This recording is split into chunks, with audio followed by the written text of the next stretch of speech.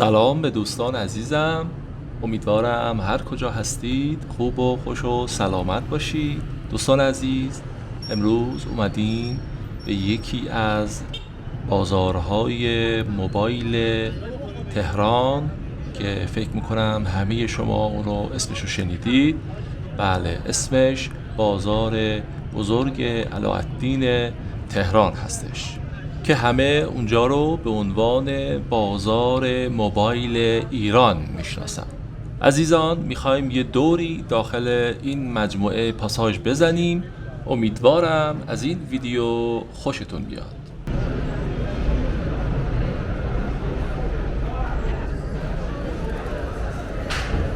مجتمع بزرگ تجاری علاءالدین در مرکز تهران و منطقه شهری 12 تهران واقع شده. پاساژ علاءالدین واقع در بورس تلفن همراه و الکترونیک تهران، خیابان جمهوری، نبش پل حافظ و 500 متر بعد از بازار علاءالدین 2 که بورس دوربین مدار بسته است واقع شده.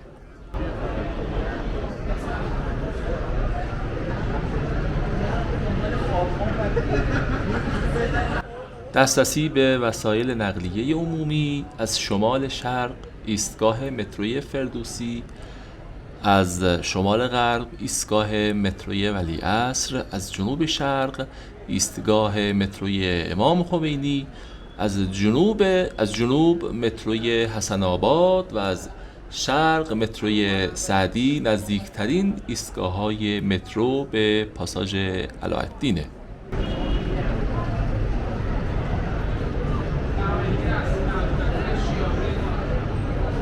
حالا شما شاید بپرسید که مالک این پاساژ علاءالدین کیه؟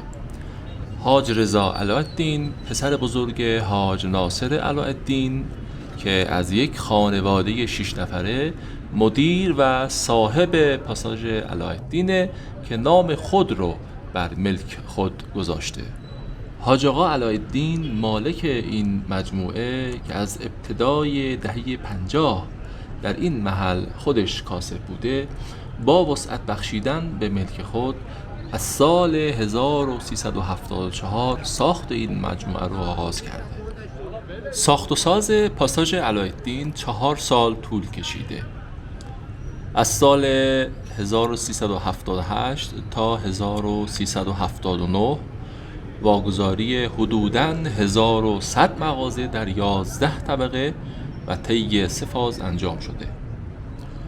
اسناد ملکی این مجموعه روی 3 کالای کامپیوتر، صوتی و تصویری و موبایل تنظیم شده و روزانه حدود 30,000 نفر به این مجتمع تجاری علاءالدین در تهران سر میزنند.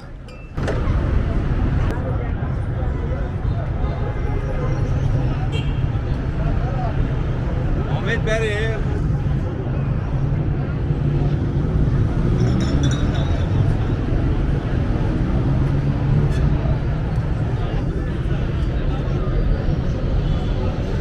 دوستان عزیز، اطلاعات هرچند مختصری رو تونستیم در مورد این پاساژ علاءالدین براتون بدیم. امیدواریم از این ویدیو خوشتون بیاد.